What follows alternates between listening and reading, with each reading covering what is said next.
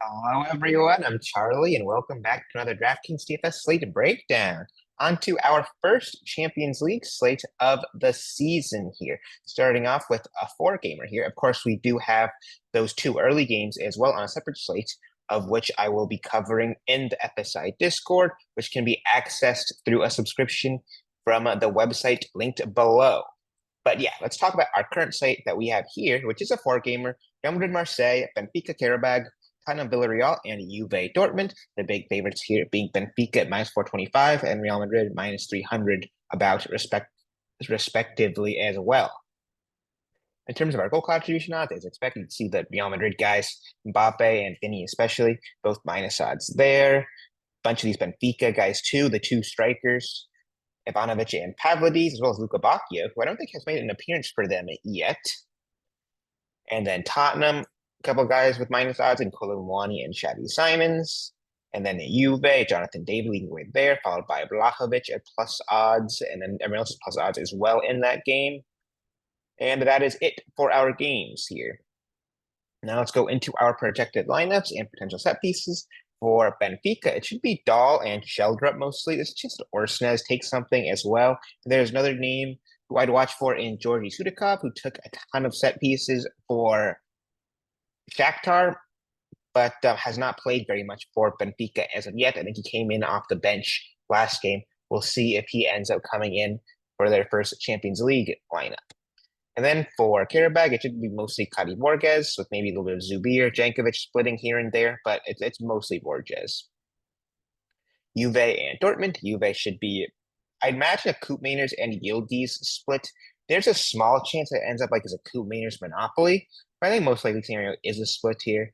And then for Dortmund, it should be Svensson and maybe Koto splitting. That's what they have been doing. However, I would never be surprised if like Gross suddenly starts taking again. Rierson starts taking again. All those guys have taken a ton of set pieces last season.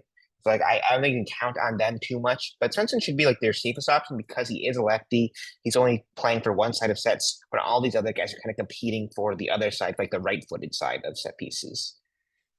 Real Madrid and Marseille. Real should be Arda Güler and Trent Alexander-Arnold. Trent hasn't played very much lately for Real Madrid, but they should bring him in for this game. And then for Marseille, it should be mostly Mason Greenwood with maybe a little bit of Paixão or Angel Gomez here and there. Tottenham should be Xavi Simons and Mohamed Kudus. Xavi Simons has started to take set pieces over Porro. They scored off of his corner last game, so like there's no reason to change that. Porto's kind of got a guy now. He just is no longer our set piece goodness that we had before. He's kind of like an all right attacking fullback. And then for Villarreal, it should be Pepe and Molero splitting, I'd imagine. And that's our particular lineups here. Now let's go into our pricing. Look at those Real Madrid guys. Kind of the first thing you see, both upwards of 12K in Vini and Mbappe. That's just a ton to kind of eat. Even like the Benfica guys are a lot too, 11K and 10-4 for Ivanovic and Pavlidis. So not a ton of value in terms of forward on those two big favorites that we want to target here in Real Madrid and Benfica. Other guys who pop out, Girassi at 10-2. Aubameyang is just overpriced 9,800. Bresciani, if he starts somehow, once again, super expensive. Luka Bacchio, who I'd like if he was in. I think he is dealing with an injury too. So like I just don't know what is going on with him. I just don't really see a world where he starts. Other guys like I kind of am interested in. Is this the Araujo starter? Is this Enrique Araujo at left back? No, it's a different Araujo. I was gonna say it would be like a 7,900 fullback at forward and awful. That's a different Araujo. Greenwood at 6,800. I'd love this if they weren't playing Real Madrid. I think that's still an interesting kind of GPP play because he's not going to be very owned because they're playing Real Madrid because they're going to be big dogs. But he's underpriced here, I'd say. I think that's a decent little pivot for like a value forward compared to like your Real Madrid and Benfica guys. Other guys down here, like Adeyemi at 5,500 is not bad. And then there's Sheldrup. The issue with him is that he only goes like 55 minutes typically. Doesn't cross ton from open play either. But like, he can have those big games even if he goes 64 minutes. I could see this being a very popular option just because Benfica are the biggest favorites here. He's just much cheaper than the other Benfica alternatives at forward. Yeah, I'm super interested in Sheldrup if he's in. Other guys that I'm thinking about down here, not a ton, frankly. Like really the standout value is Sheldrup, but there is like adding Amy, like we talked about. Tim Way at 4,400 isn't crazy.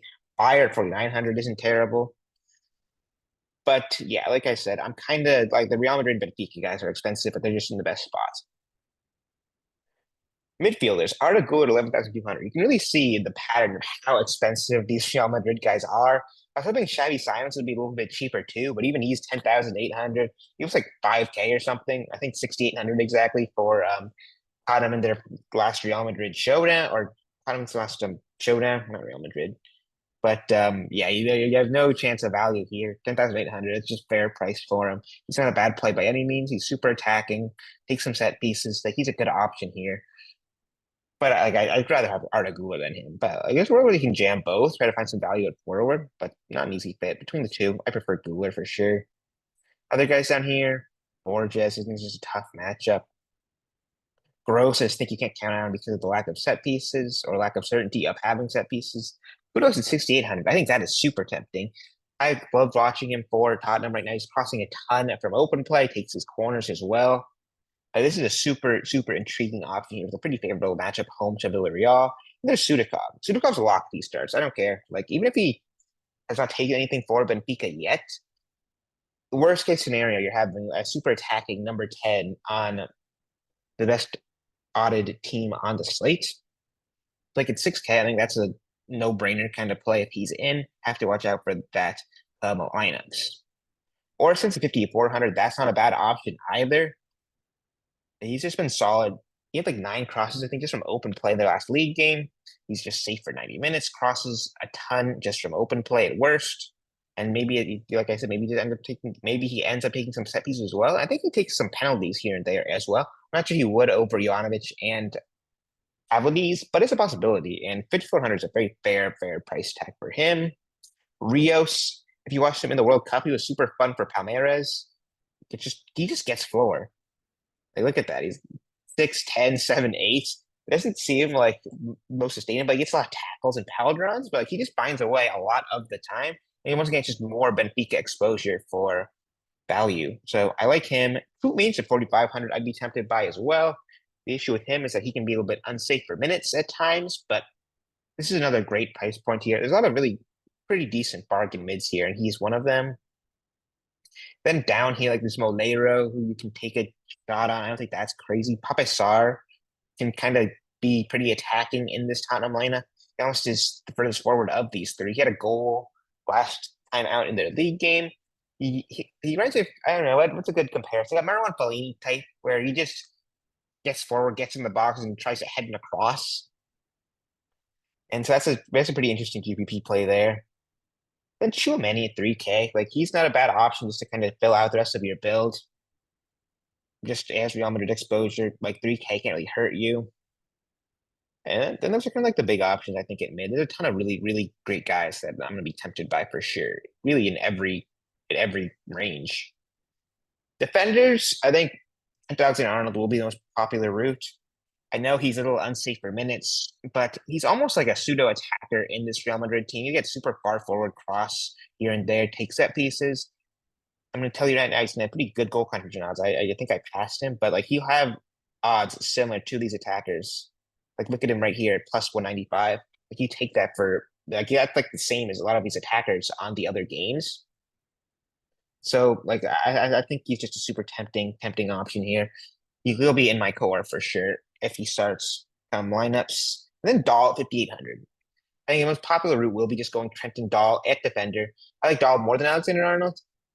I know that Dahl can be a little iffy sometimes in terms of floor. Like he's had clean sheet all of these games, only had double digits once. But in that double digit game, he had 20 points almost. And this is the kind of game where you can replicate that against Karabakh, where they're going to have a ton of the ball. He should have plenty of opportunities to take some set pieces and just cross from open play if he has to. So yeah, I love Dahl here. And he's not got the same kind of minutes uncertainty that you see with Alexander Arnold. Like Trent will get subs sometimes, which kind of is annoying too. But Dahl has none of that issue. And like I said, like you're most likely starting with both here because of the sheer amount of budget options at mid that allow you to pay up at D even in 2 slots. Now, alternative to those two guys, I'm not going to have them in every GPP build in Dahl and Trent. Like I will have some Svensons in there, some Svensson, Hoto. I think it'll be kind of tempting as well at 3,500. That's a pretty good cheap alternative to your more expensive Poros and Dahls, not Poros, Trent and Dahls. So there is room to get off of your Dahl and Trent plays. I just think that they're kind of safest, kind of cashy options. You kind of go those in your double ups, in your single entries more often than not. After Koto, some guys I'm thinking about, it's like Araujo. Sure, he kind of is a little bit of a center back-ish rather than a fullback. Like he's playing fullback, but he doesn't get up and cross a ton like you'd want from a super DFS friendly defender. By 2,900, like worst case, that's just ultra cheap Benfica coverage. And yeah, that's the kind of defenders I'm thinking about. Like I said, I'm more gravitating towards Trent and Dahl in most builds, but there's a few names I threw out there for alternatives to those. And goalkeeper, just an absolute crapshoot, as I always say. Kind of just play whoever fits the rest of your build. Don't put too much thought into it, as I always say. Now, in terms of a core, I talked about it a little bit. Trent and Dahl, I am starting with here. You can still afford to get up to like an Mbappe and Vinny if you have to. Although it's tight, it is doable.